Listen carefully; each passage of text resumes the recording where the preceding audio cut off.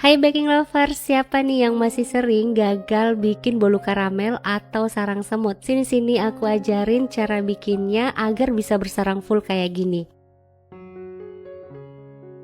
Pertama-tama kita akan bikin karamel, masukkan gula pasir ke dalam wajan yang besar, lalu masak menggunakan api sedang ke kecil agar gulanya tidak mudah gosong. Ini nggak boleh diaduk-aduk ya, cukup digoyang-goyangkan saja pancinya seperti ini. Nanti kalau udah jadi karamel kayak gini, tinggal tambahkan air. Ini akan saya didihkan terlebih dahulu. Habis itu kita tuang perlahan sambil diaduk-aduk. Airnya saya masukin setengah dulu.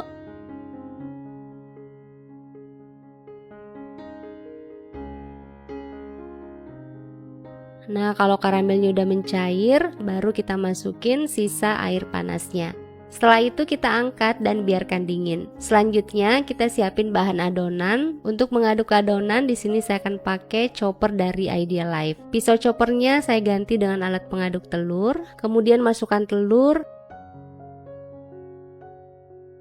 Habis itu kental manis. Chopper ini memiliki 3 mata pisau yang tajam. Terdapat 2 gelas yang saya gunakan ini kapasitas 1,5 liter. Selain itu dapat gelas yang kapasitas 700 ml. Jadi tinggal menyesuaikan kebutuhan aja. Nah, kerennya lagi kalau yang besar ini tuh bisa buat ngaduk adonan kayak gini karena udah dapat free aksesoris pengocok telur.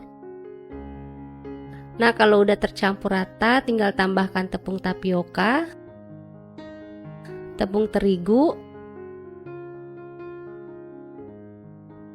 baking powder, dan soda kue. Kemudian diaduk rata. Setelah itu masukkan air gula yang udah dingin. Saya masukin setengah dulu, terus diaduk rata. Kalau udah selesai, langsung kita saring.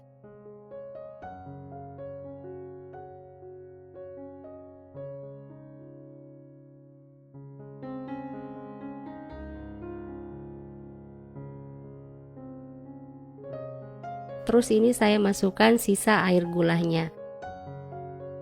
Kemudian diaduk rata.